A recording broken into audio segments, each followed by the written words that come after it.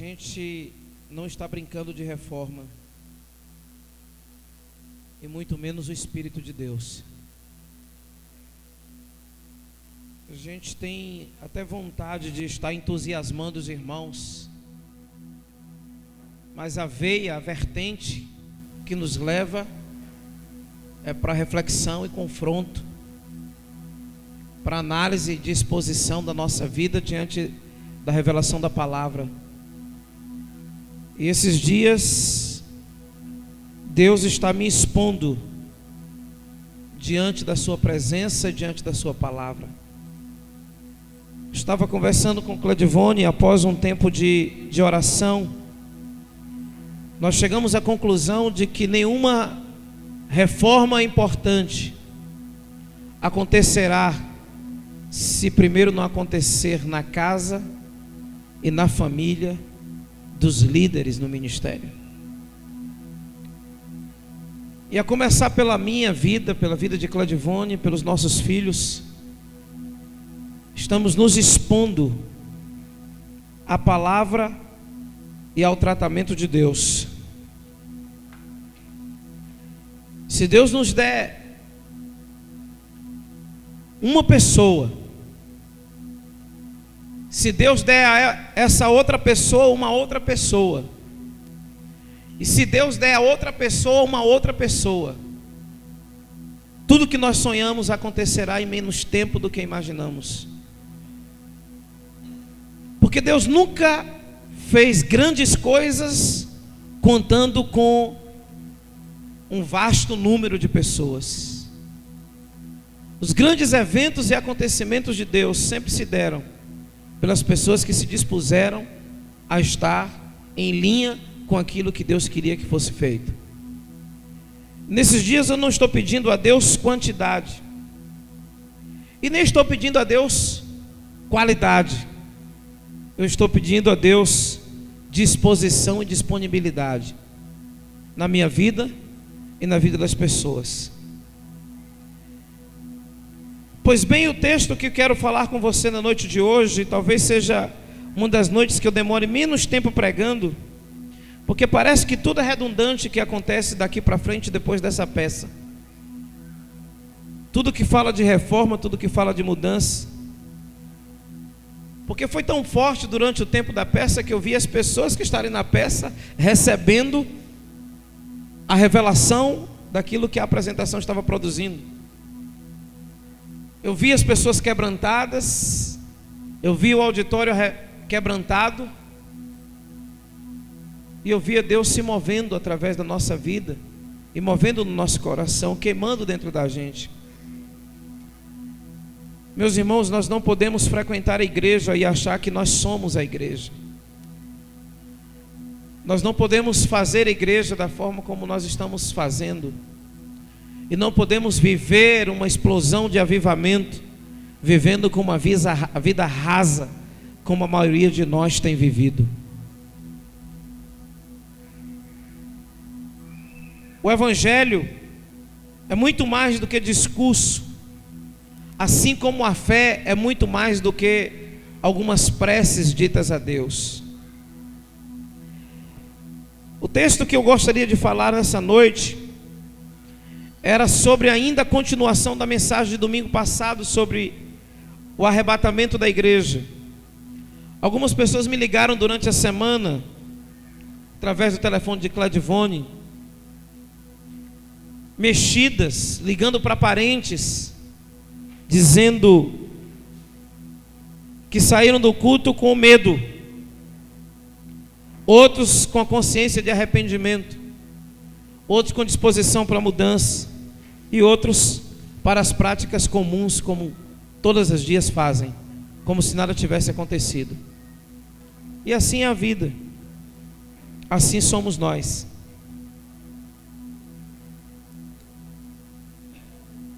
E hoje eu não vou continuar a ministração da semana passada.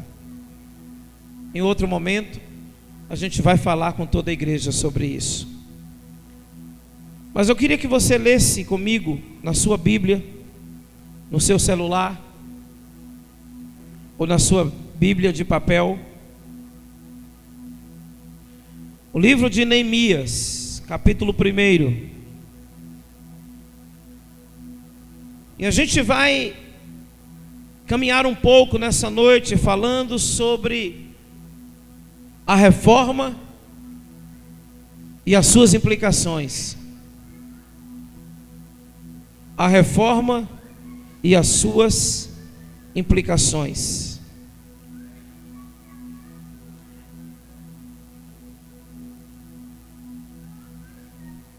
Neemias capítulo 1, a partir do verso 1 diz assim: as palavras de Neemias, filho de Acalias, no mês de Quisleu, no ano 20º, estando eu na cidade de Suzã, veio Anani, um dos meus irmãos, e que alguns do Judá.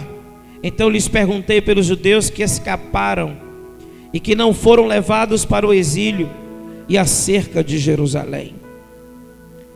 Disseram-me os restantes que não foram levados para o exílio e se acharam lá na província, estão em grande miséria e desespero. Os muros de Jerusalém estão derribados e as suas portas queimadas. Tendo eu ouvido essas palavras, assentei-me e chorei e clamei por alguns dias, e estive jejuando e orando perante o Deus dos céus. E disse: ah, Senhor Deus dos céus, Deus grande e temível, que guarda a aliança e a misericórdia com aquele que te ama e guarda os teus mandamentos. Estejam, pois, atentos os teus ouvidos e os teus olhos abertos para acudires à oração do teu servo, que hoje faço a tua presença dia e de noite, pelos filhos de Israel, teus servos, e faço confissão. Diga comigo isso. E faço confissão. Repita comigo: pelos pecados dos filhos de Israel, os quais temos cometido contra ti, pois eu e a casa de meu pai temos pecado. Verso 7, todos juntos, depois da minha leitura. Temos procedido de todo corruptamente contra ti, não temos guardado os mandamentos, nem os estatutos, nem os juízos que ordenastes a Moisés teu servo. Lembra-te da palavra que ordenaste a Moisés teu servo, dizendo: se transgredirdes, eu vos espalharei por entre os povos. Mas se vos converterdes a mim e guardardes os meus mandamentos e os cumprirdes, ainda que os vossos rejeitados estejam pela extremidade dos céus, de lá os ajuntarei e os trarei para o lugar que tenho escolhido, para ali fazer habitar o meu nome. Estes ainda são teus servos e o teu povo, que resgataste com teu grande poder e com tua mão poderosa. Ah, Senhor, estejam, pois, atentos os teus ouvidos à oração do teu servo e a dos teus servos, que agradam de temer o teu nome, e concede que seja bem sucedido hoje o teu servo, e dá-lhe mercê perante este homem. Neste tempo era eu, copeiro do rei. Meus irmãos, não haverá grande reforma se não houver consciência de pecado. Um dos grandes problemas das pessoas em não mudarem de vida é porque elas não têm consciência do que é pecado. Não haverá grande mudança, não haverá grande transformação sem que antes haja arrependimento. O arrependimento é uma chave divina. O arrependimento muda a vida das pessoas. Neemias era alguém que tinha consciência de que ele não era justo. Embora não estivesse no meio daquele povo, ele disse: eu e a casa de meu pai pecamos. Ele não se eximia da responsabilidade diante do pecado do povo. Eu e você somos chamados por Deus para nos arrepender dos nossos pecados, os que temos cometido e o que os nossos irmãos têm cometido também. Uma igreja precisa ser igreja e não ser um clube frequentado aos domingos à noite. Nós não somos o Rotary Club, nós não somos como o Lions Club, nós não somos como local de diversão final de semana. Uma igreja é um local de arrependimento de pecados, de confronto entre a prática da nossa vida e a verdade da palavra de Deus. Não é o que eu penso, não é o que eu acho, não é o que eu sinto, é o que a palavra revela. E nós precisamos ter esse entendimento. E eu posso identificar algumas coisas aqui a respeito da experiência de Neemias. E daqui a pouco falaremos sobre as implicações de uma reforma verdadeira. Primeira coisa que a gente precisa entender sobre a reforma é que a reforma, ela mexe com a realidade daquilo que está diante dos nossos olhos. Existem algumas coisas que estão latentes diante dos nossos olhos, mas nós sofremos alguma coisa chamada indisposição para o enfrentamento. E essa indisposição para o enfrentamento faz com que nos acostumemos com aquilo que os nossos olhos veem. Você sabia que quando o indivíduo é exposto diante de um ambiente de mau cheiro, ele vai se acostumando e deixa de sentir o fedor? Você sabia que o indivíduo se acostuma a determinados ambientes? Por exemplo, a pessoa que tem costume de fazer xixi na cama,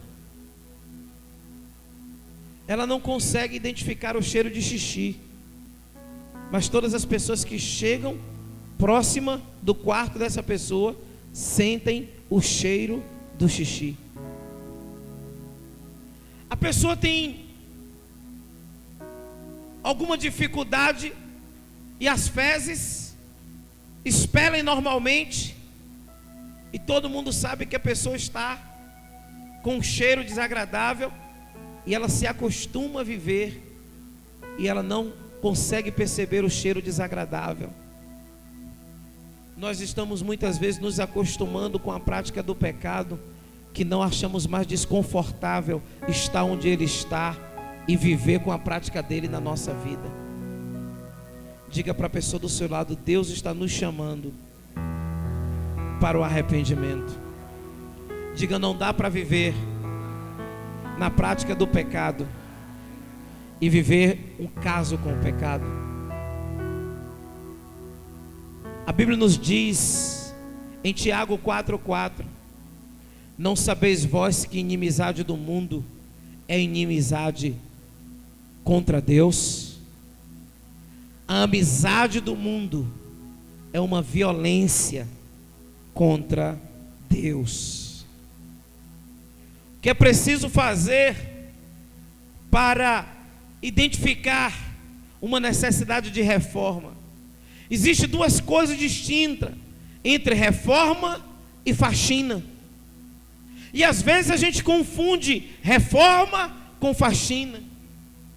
Qual é a grande diferença? A faxina fala de organizar e excluir o que não presta, mas reforma fala de mexer com as estruturas e requer um trabalho mais elaborado e um investimento maior. Mas existem algumas coisas que a gente precisa entender que são comuns em ambas. Deixa eu te dizer, a primeira coisa que uma reforma necessária requer de nós é tempo para nos dedicar ao trabalho. E você já viu que o trabalho a ser feito, a gente vai deixando, preterindo, procrastinando, jogando para frente, adiando, esperando que um dia a gente vai fazer, e quanto mais você espera, mais acumula o trabalho, e quando você for mexer, mais você vai gastar. Veja, por exemplo, a infiltração numa parede. A infiltração começa, você diz assim: a parede está manchada, aparece um mofo, e você vai se acostumando, e aquilo vai atraindo doenças, aquilo vai atraindo insetos, aquilo vai atraindo coisa desagradável e vai minando. Quando você faz a faxina, você só limpa os espaços, mas quando você faz uma reforma, você precisa quebrar os excessos, até você encontrar material sólido para ali começar o trabalho. Não é assim com o dente? Você precisa tirar o que não presta, porque não adianta limpar o lugar. A Bíblia diz assim, que quando o espírito maligno é tirado de uma pessoa, ele viaja,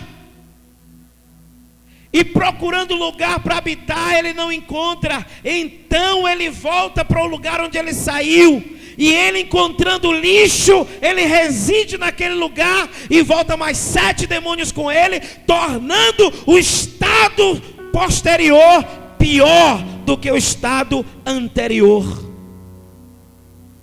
Onde há lixo, onde há sujeira, ali há espaço para a proliferação de insetos, pragas e doenças. Assim como os lixos na alma são habitações de demônios. E Deus nos chama para uma reforma, Deus nos chama para uma mudança. Primeira coisa que uma reforma requer é tempo. Você não pode começar um trabalho de reforma e de faxina e deixar no meio do caminho. Você já percebeu que lixo atrai lixo? Existe um terreno baldio, alguém faz uma limpeza na casa e joga o lixo no terreno baldio. Aí chega outra pessoa que está fazendo a sujeira, limpando a sujeira, não tem onde colocar, ela olha no terreno, já tem lixo.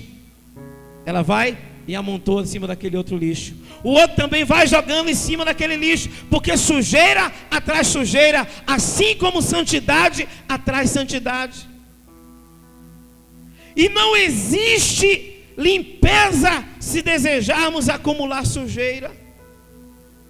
Diga para a pessoa do seu lado: a Bíblia diz que aquele que é sujo, suje-se mais ainda, mas aquele que é limpo, limpe-se mais ainda.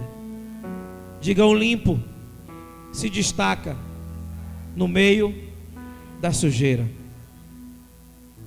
Requer tempo. O tempo fala de nos manter disponíveis para exercermos a limpeza. Diga para a pessoa do seu lado: você precisa de dedicar o seu tempo nas reformas da sua vida. Conta uma história, Aline Trindade, de que um determinado pregador estava pregando um sermão, e quando ele terminou de pregar o sermão, ele foi à porta da igreja para recepcionar as pessoas que estavam saindo.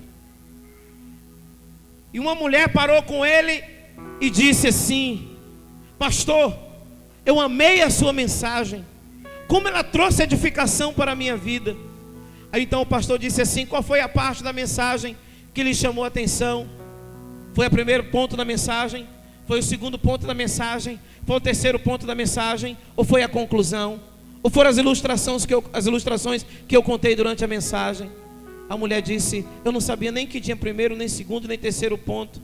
Eu não sabia nem que tinha ilustrações. E o pastor ficou frustrado. Ele disse: ela nem prestou atenção no que eu disse. Então ele ficou triste, e sendo visitado por um outro irmão da igreja, o irmão disse assim: pastor, o que foi que aconteceu com o senhor? Que o senhor saiu rápido do culto domingo. Eu fiquei preocupado. Ele disse: porque eu preguei uma mensagem de aproximadamente 1h40. Dediquei durante a semana, comecei a preparar o sermão no domingo após o culto. Comecei a meditar. Segunda-feira eu rabisquei alguma coisa. Quarta, quinta, sexta, sábado, domingo à tarde, passei a tarde toda reescrevendo, elaborando, até deixar o esqueleto da mensagem pronta. Então quando eu cheguei lá, entreguei a mensagem, e o irmão disse que não entendeu o primeiro ponto, não entendeu o segundo ponto, não entendeu o terceiro ponto, não entendeu o quarto ponto, não entendeu as ilustrações, nem prestou atenção na conclusão, nem introdução do meu sermão. Ela não entendeu nada. Ele disse: não, pastor, o senhor não entendeu. A palavra de Deus é assim. O Senhor prega uma mensagem elaborada para todo mundo, mas a palavra de Deus, através da ação do Espírito Santo, aplica uma frase a uma necessidade de cada um, aplica uma verdade à necessidade do outro. Ali vai orientando. Eu também não lembro o que o Senhor pregou, mas eu lembro que durante a semana eu me tornei um marido melhor, me tornei um filho melhor, me tornei uma esposa melhor, me tornei um membro melhor, me tornei um crente melhor. E a palavra de Deus tem essa capacidade, pastor. Ela vai nos purificando, e a cada oportunidade que sentamos e dedicamos tempo para ouvir a palavra, vai nos tornando seres humanos melhores. Deixa eu te contar uma coisa. Então, eu trabalho com um garimpo, pastor, e no garimpo a gente tem 3 peneiras. E a gente, quando pega os resíduos lá, a gente pega primeiro a peneira mais grossa, e a gente passa a peneira, então vai ficando algumas coisas. A gente passa a segunda peneira, e na terceira peneira é a mais fina, então só fica aquilo que é aproveitável. A partir daí a gente faz a seleção. Eu não sei se foi na primeira mensagem, se no primeiro ponto era a primeira peneira, se no segundo era a terceira peneira, se na quarto era a quarta peneira. Eu não sei quantas peneiras o Espírito de Deus usou na sua vida no domingo de noite. Eu sei que eu não consigo mais gritar com a minha esposa, eu não consigo mais gritar com os meus filhos, eu não consigo mais deixar de frequentar a igreja, eu não consigo deixar mais de ofertar na igreja, eu não consigo mais deixar de falar do evangelho. Eu não sei qual foi o sermão, mas eu sei que foi uma continuidade de ouvir e dedicar tempo para Deus, que está me tornando em um ser humano melhor, pastor. Então não existe reforma se não tiver tempo de dedicação para aquilo que vale a pena.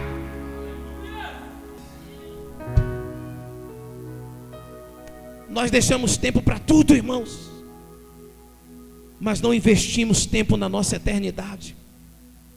Investimos tempo para tanta coisa. Eu vejo as pessoas dizendo: eu não tenho tempo, eu não tenho tempo, eu não tenho tempo, eu não tenho tempo. Querido, não precisa muito tempo, mas quanto tempo você parou esta semana, independente das reuniões da igreja, para jogar o seu joelho no chão e dizer: Senhor, está começando uma semana. Eu estive no culto no domingo. Segunda-feira, Senhor, tu sabes que eu tenho muitas guerras e muitas batalhas essa semana. Então eu quero começar a minha semana, Senhor, aqui, com meu joelho no chão nessa segunda-feira. Deus, o diabo vai investir pesadamente para que eu seja áspero com as pessoas. O diabo vai investir pesadamente para que eu seja uma pessoa de uma palavra ruim com alguém. O diabo vai investir pesadamente para que eu tenha ódio de alguém. O diabo vai investir pesadamente para me tirar da tua presença. Mas Senhor, eu quero consagrar hoje, segunda-feira, eu quero consagrar terça, quarta, quinta, sexta, sábado, e no próximo domingo eu quero chegar no culto, e aquela palavra que me confrontou, que me afrontou, aquela carapuça que pegou na minha cabeça, Senhor, no próximo domingo aquilo já vai estar resolvido, e eu vou ouvir aquela palavra e não vou sentir mais aquela dor. Por quê, irmão? Porque existem palavras que vêm, parece que é uma flecha na gente assim, parece que vem doendo. Aquilo não é para você ficar chateado, aquilo que é para você tratar: Senhor, essa palavra foi para mim, vai estar resolvida agora. Na próxima semana eu vou voltar a esse culto, ele vai dizer isso, e isso não vai doer mais em mim, porque já vai ser matéria resolvida na minha vida. Porque existem coisas que a gente compartilha e a camisa veste igualzinho na gente, ou não é? É uma carapuça. Outro dia eu estava pregando em Brasília. Uma irmã chegou para mim perto de Augusto e falou assim: ô pastor, se eu soubesse que o senhor tinha uma mensagem só para mim, eu tinha ido lá na casa de Alessandra e eu vi a mensagem. Quiçá que todos os irmãos tivessem esse entendimento, de que a palavra é compartilhada para todo mundo, ao invés de você se excluir da palavra, você se incluir na palavra, você se lançar na palavra e dizer assim: isso vai ser matéria resolvida na minha vida. eu não vou mais sentir dor quando tocar neste assunto. Eu não vou mais sentir desespero quando isso tocar neste assunto, porque eu vou dedicar tempo para a minha reforma. Quando chegar na terça-feira, então você vai orar: Senhor, eu quero consagrar todas as coisas minhas a Ti. Tu tens me dado um carro, Tu és o administrador desse carro, conduz para a glória do Teu nome. Tu tens me dado um casamento, Senhor. É preciso eu me sentir muito bacana para sentir o suficiente para conduzir o meu casamento. Senhor, eu quero assumir que eu não tenho capacidade nem de me manter casado. Então toma diretriz em minhas atitudes aqui, Senhor, e conduz a minha vida no meu casamento. Me ensina, Senhor. O Senhor me deu livre-arbítrio, mas o Senhor pega de volta ele para o Senhor, porque eu não sei lidar com isso. Assume a direção, assume as diretrizes, assume a condução, Senhor. Toma de volta esse negócio, porque todas as vezes que eu quis usar a minha liberdade foi para o mal. Todas as vezes que eu usei da minha livre escolha, eu me dei mal. Senhor, toma de volta esse negócio de livre-arbítrio, e a partir de agora, conduz a minha vida como esposa, como esposo, como pai, como filho, como discípulo, como discipulador, como pregador, como comprador, como pagador, como negociante. Senhor, não me faz uma pessoa velhaca enganadora.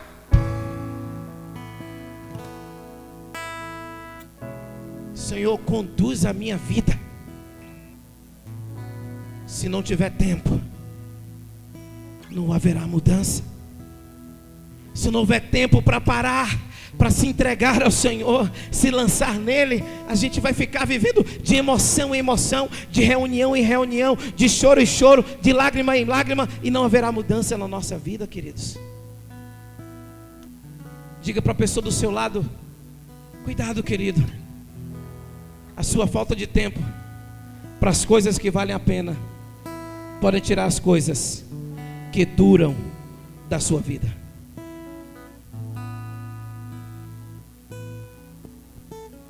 Diga: uma reforma requer tempo com Deus, consigo e com a sua obra.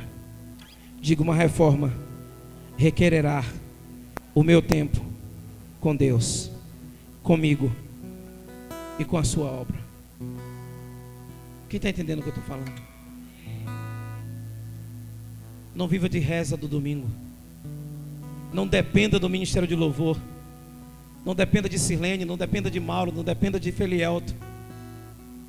Que se o louvor não cantar bem, eu não vou estar conectado. Se o ministrante não ministrar bem ali, eu não vou precisar. Não dependa da pregação do seu pastor. Seja a pregação do seu pastor um estímulo, mas não se torne dependente dele.